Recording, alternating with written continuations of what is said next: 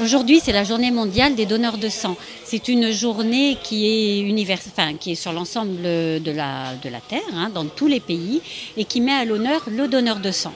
Les journées sont organisées comme on veut dans chaque ville. Chacun fait ce qu'il veut. On essaye de faire quelque chose de festif parce que le don du sang, c'est vrai que derrière il y a des malades qui en bénéficient, mais donner de son sang est un acte généreux et c'est un acte qu'on fait parce qu'on est content de le faire. Donc il y a un magicien qui anime la journée, il y a de la musique, il y a une collation qui est un petit peu améliorée et on est sous chapiteau. C'est vraiment une collecte événementielle. On fête le donneur de sang. C'est quelque chose qui se passe chaque année au début de l'été. Chaque année, le 14 juin. Alors pourquoi le 14 juin ?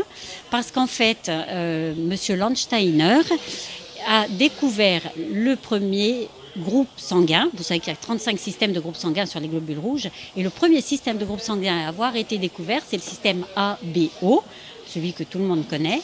Et Monsieur Landsteiner est né le 14 juin. Pour les donneurs de sang, il suffit de pouvoir être donneur de sang, donc avoir entre 18 et 71 ans, d'être en bonne santé générale. Et sinon, tout le monde peut venir y participer, qui veut nous aider à accueillir les donneurs, à la collation. Plus il y a de gens bénévoles qui veulent aider à ce qu'on connaisse le don de sang et à motiver les donneurs à venir, tout le monde est le bienvenu. Alors d'abord, on remplit un questionnaire. Ce questionnaire, ensuite, il va permettre l'entretien médical pour voir s'il y a une contre-indication à donner pour soi ou à transmettre une maladie pour quelqu'un. Dans ce cas-là, bien sûr, il y a une contre-indication qui est posée, qui va être temporaire ou définitive selon. Donc, on remplit le questionnaire. Ensuite, on est inscrit avec donc l'identité. Il faut avoir une pièce d'identité si on donne pour la première fois. Ensuite, donc, on passe l'entretien médical. Si on est apte, on passe au prélèvement, donc la petite piqûre, et ensuite une collation pour surveiller encore le donneur pendant 20 minutes. Et surtout l'hydrater. Ce qui est très important, c'est de boire, boire et boire. Pendant 24 heures, on ne fait pas d'exercice physique, on ne fait pas monter le cardio. Comme en fait, on prélève un volume, ce volume, il faut 24 heures pour le remplacer.